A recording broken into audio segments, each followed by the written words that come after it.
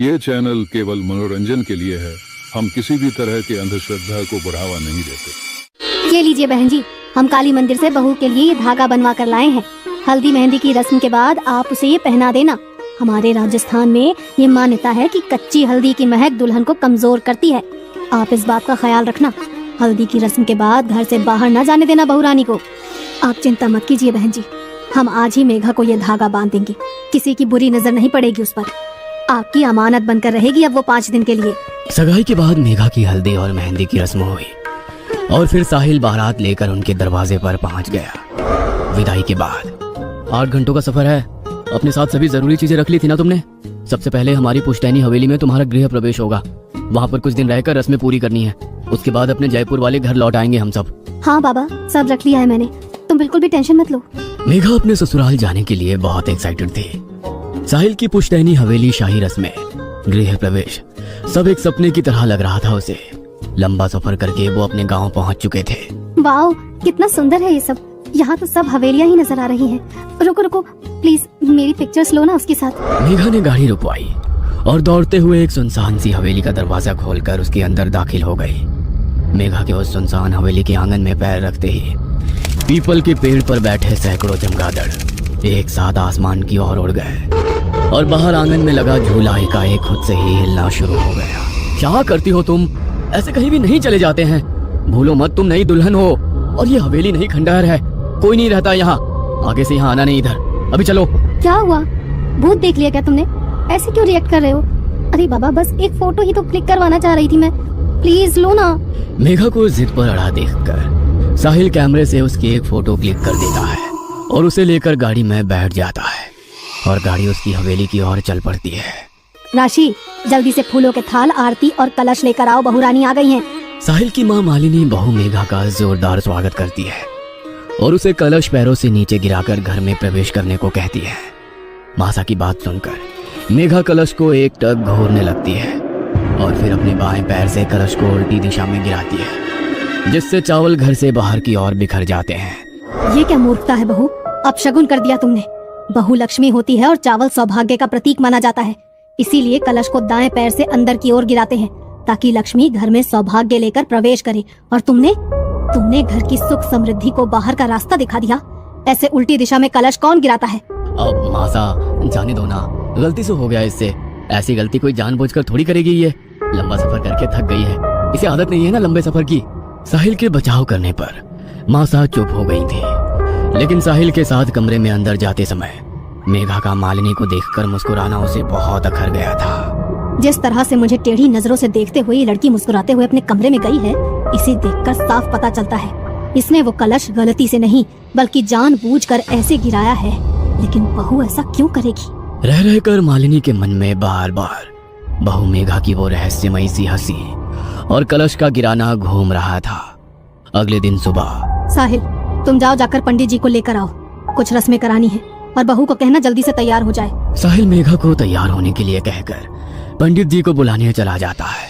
अरे मैंने साहिल से कहा था कि बहू को जल्दी तैयार होने को कहो और यहाँ 2 घंटे बीतने जा रहे हैं लेकिन बहू अभी तक कमरे से बाहर नहीं आई। मालिनी बहू के कमरे के दरवाजे पर पहुंचकर ठिठक जाती है।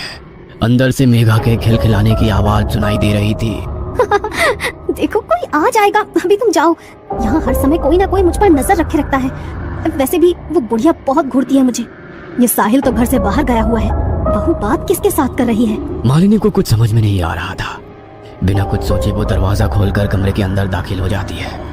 अंदर कमरे में कोई नजर नहीं आ रहा था। पूरा कमरा खाली पड़ा हुआ था। अभी तो मुझे बातें करने की आवाज आ रही थी, इतनी जल्दी कहाँ गायब हो गई? मालिनी सोच ही रही थी कि तभी बाथरूम का दरवाजा खोलता है और मेघा अपनी साड़ी सही करती हुई बाहर आती है। अच्छा, तो अब ये दिखाने की कोशिश कर रही है कि ये बाथरूम में थी, लेकिन शायद उसे पता नहीं मैंने सब सुन लिया है। इससे सीधे सीधे पूछने का मतलब है ये साफ मना कर देगी। मुझे इस पर नजर रखनी होगी। मालिनी को बहू मेघा पर शक हो गया था और अब वो सारी बातें खुलकर जानना चाहती थी। कुछ ही देर में रस्में शुरू हो गई और सभी गृह प्रवेश की रस्मों में व्यस्त हो गए। अगले दिन, मेघा, ये कैसी महक है हमारे कमरे में? मुझे तो सांस लेने में भी मुश्किल हो रही है। सर भारी हो रहा है, लगता है अभी उल्टी हो जाएगी। अच्छा, मुझे तो ऐसा कुछ भी महसूस नहीं हो रहा। साहिल ने देखा कि मेघा के हाव भाव कुछ बदले बदले से नजर आ रहे हैं। वो बात कहते हुए एक बार भी साहिल को आंखों से नहीं देख रही थी। उसके चेहरे पर एक अजीब सी मुस्कान थी और वो लगातार अपनी लटों को उंगली में फंसाकर खुद में खोए हुए गुनगुना रही थी। मेघा, मेघा, कहाँ खोई हुई हो? साहिल के जोर से पुकारने पर मानो मेघा होश में आ गई थी। अब कुछ हुआ क्या अभी? साहिल को मेघा कुछ असामान्य लग रही थी, लेकिन अभी उसने उससे कुछ नहीं कहा। कुछ नहीं, एक कप चाय बना दोगी प्लीज, सर दुख रहा है। मेघा रसोई में जाती है और रसोई में खड़े साहिल के बड़े भाई को अपनी लाल लाल आंखों से अजीब तरह से देखने लगती है। क्या बात है मेघा, तुम ठीक हो? मेघा धीमे कदम बढ़ाते हुए विनय के नजदीक पहुंच जाती है, जिससे विनय बहुत अनकंफर्टेबल फील कर रहा था।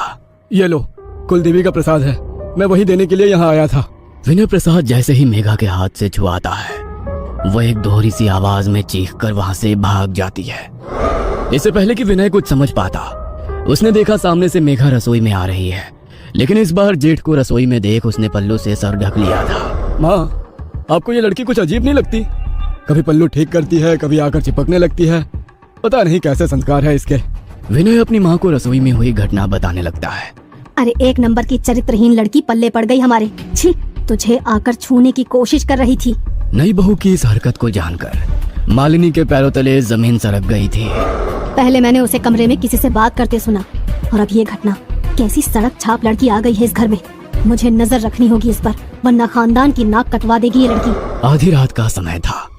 मालिनी को अपने कमरे में ठंडक का एहसास होने लगता है, जिससे उसकी नींद टूट जाती है। खिड़की की ओर नजर डालने पर उसे एक साया कांच की उस ओर से गुजरता हुआ नजर आता है। इतनी रात को कौन टहल रहा है हवेली में? मालिनी बिस्तर से उतरकर धीरे से कमरे का दरवाजा खोलती है तो देखती है मेघा तेज कदमों से अपने कमरे की तरफ जा रही है। कहाँ से आ रही है ये इतनी रात को? आखिर चल क्या रहा है इसके मन में? मालिनी अब हर समय बहू मेघा पर नजर रखने लगी थी। मैम साहब, चूड़ी वाला आया है। आपने नई दुल्हन के लिए राजस्थानी चूड़ा मंगवाया था क्या? मेघा, जाओ पसंद कर लो चूड़ा, मैं आती हूँ 2 मिनट में। 2 मिनट भी नहीं बीते थे कि मेघा सीढ़ियाँ उतरती हुई मालिनी के पास आती है। मासा, आपने बुलाया? मैं जरा बाथरूम में थी। बाथरूम में थी? अभी तो तुम बाहर चूड़ा लेने गई थी ना? तुम्हारा दिमाग ठीक है? इतनी जल्दी तुम सीढ़ियों से ऊपर जाकर वापस नीचे कैसे आ गई? मैं तो अभी आ ही रही हूँ ऊपर से। कौन सा चूड़ा? मालिनी दौड़ते हुए बाहर आंगन की ओर जाती है, लेकिन वहाँ उसे कोई नजर नहीं आता। ये कैसे हो सकता है? अभी तो तुम बाहर निकली थी, फिर छत से कैसे आई? मुझे कुछ समझ नहीं आ रहा। उसी रात। माँ, मैं एक दोस्त की शादी में जा रहा हूँ, कल लौटूंगा, आप ख्याल रखना अपना। साहिल के जाने के कुछ देर बाद मालिनी को मेघा के कमरे से किसी की मर्दाना आवाज सुनाई देने लगती है। मालिनी बहू के कमरे का थोड़ा सा दरवाजा खोलकर अंदर झांक कर देखती है। अंदर का मंजर इतना डरावना था कि मालिनी के पांव अपनी जगह पर जम से गए थे।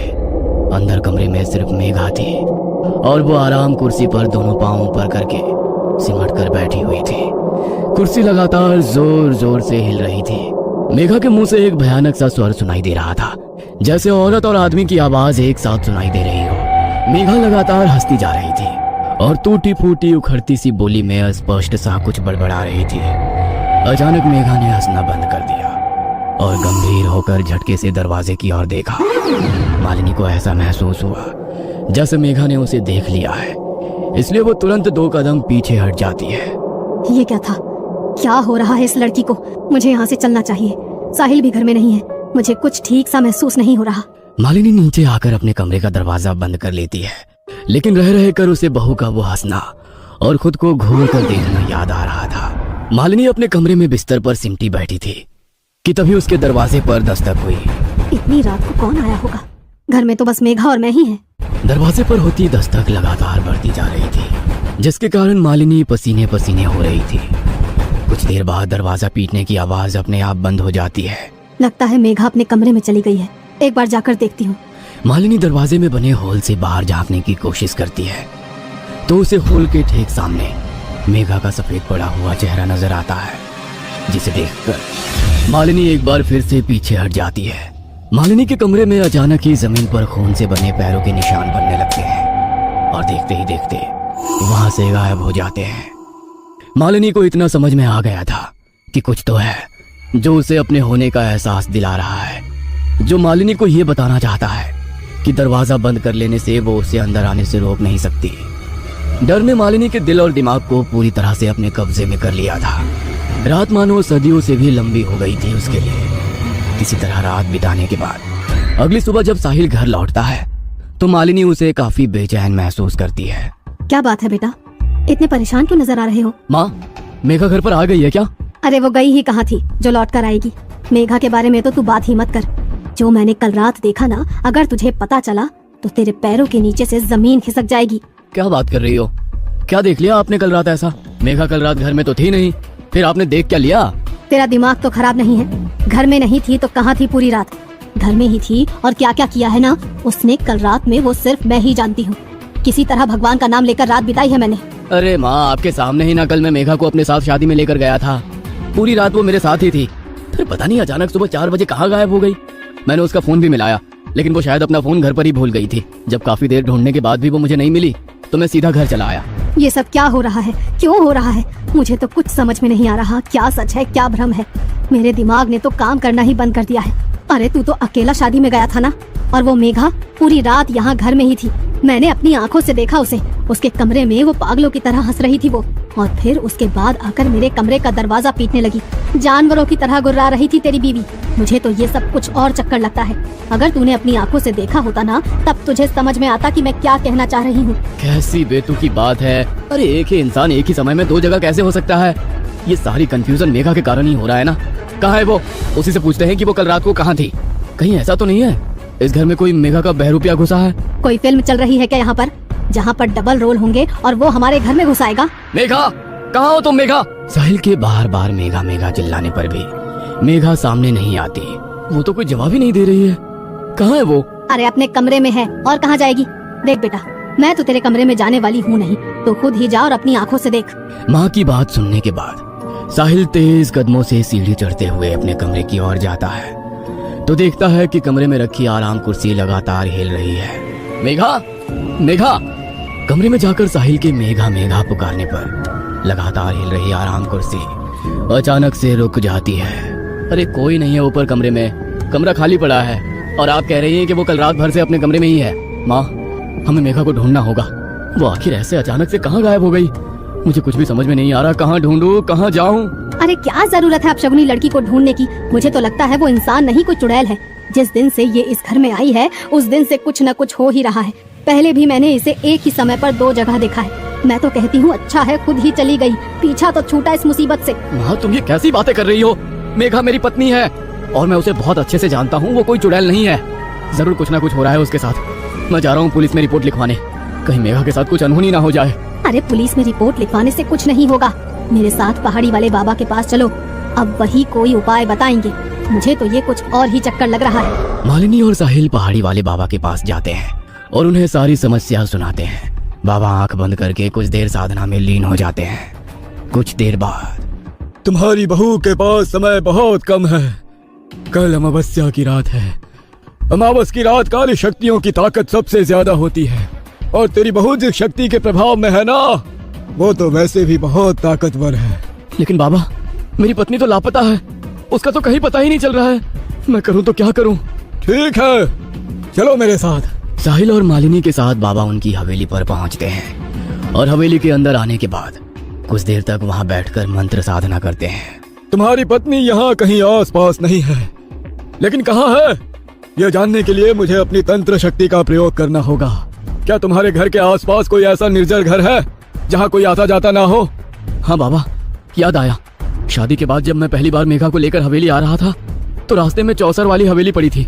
मेरे मना करने के बाद भी मेघा ने हवेली के अंदर कदम रखा और एक फोटो खिंचवाई थी। मैं अभी आपको वो फोटो दिखाता हूँ। हड़बड़ी में साहिल अपना मोबाइल निकालता है और बाबा को वो फोटो दिखाने लगता है। फोटो में बाबा को मेघा के पीछे एक काली परछाई नजर आती है, जिसे देखकर साहिल, मालिनी और बाबा चौंक जाते हैं। अब तो आप लोग समझ ही गए होंगे ना कि पिछले कुछ दिनों से जो आपके घर में चल रहा था उसका कारण क्या था। कहाँ है वो हवेली? मुझे वहाँ लेकर चलिए, शायद आपके सारे प्रश्नों के उत्तर वहीं मिलेंगे। साहिल और मालिनी बाबा को उनके घर से कुछ कदमों की दूरी पर बने चौसर वाली हवेली में ले जाते हैं। पूरे गांव में ऐसी अफवाह थी कि हवेली में कुछ तो ऐसा है जिसके कारण वहां हर समय मनहूसियत पसरी रहती है। हवेली में रहने वाला परिवार बरसों पहले हवेली को वीरान छोड़कर यहाँ से पलायन कर गया था। बाबा, साहिल और मालिनी हवेली में पहुंचते हैं तो देखते हैं कि मेघा चौसर वाली हवेली में लगे झूले पर झूल रही है और लगातार हंसती ही जा रही है। जैसा मैंने सोचा था, इसका मतलब मेरा अंदाजा बिल्कुल सही था। आप लोग पीछे हट जाइए, मुझे पता है कि मुझे क्या करना है। बाबा नमो नारायण भगवते वासुदेवाय कहते हुए हवेली का दरवाजा खोलकर धीरे धीरे मेघा की ओर बढ़ने लगते हैं। साथ में लाए हुए सिंदूर से वो झूला झूल रही मेघा के चारों ओर एक घेरा बनाते हैं और फिर मंत्र पढ़ते हुए लगातार पानी की छींटें उसकी ओर मारने लगते हैं। बाबा के लगातार मंत्र पढ़ते जाने के कारण मेघा जमीन में बैठकर जोर जोर से चिल्ला रही थी। ये क्या हो रहा है मेरी मेघा को? बाबा, वो ठीक तो हो जाएगी ना? मुझे लग रहा है उसे बहुत तकलीफ हो रही है। बाबा इशारे से साहिल को पीछे रहने के लिए कहते हैं और लगातार मंत्रों का जाप करते रहते हैं। कुछ देर के बाद मेघा निहाल होकर जमीन में गिर गई थी।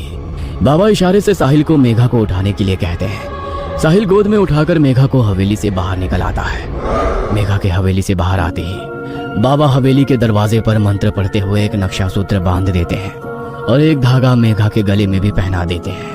आपकी पत्नी अब खतरे से बाहर है, लेकिन ध्यान रहे, मेघा तो क्या, गांव की कोई भी महिला इस हवेली के आसपास ना आने पाए। जानना नहीं चाहोगे कि आखिर तुम्हारी पत्नी के साथ क्या हुआ था? इस हवेली में एक शक्तिशाली जिन्न का साया है। आपका समय अच्छा था जो सही समय पर मैं आपको मिल गया, वरना बहुत बड़ा अनर्थ हो जाता। इतने दिनों से जो आप लोगों को भ्रमित करके भटक रहा था, वो एक जिन्न था जो आपकी बहू को अपने साथ ले जाना चाहता था। आप शायद जानते नहीं, जिन्न बहुत शक्तिशाली होते हैं। एक बार किसी के पीछे पड़ जाए तो फिर आसानी से उसका पीछा नहीं छोड़ते।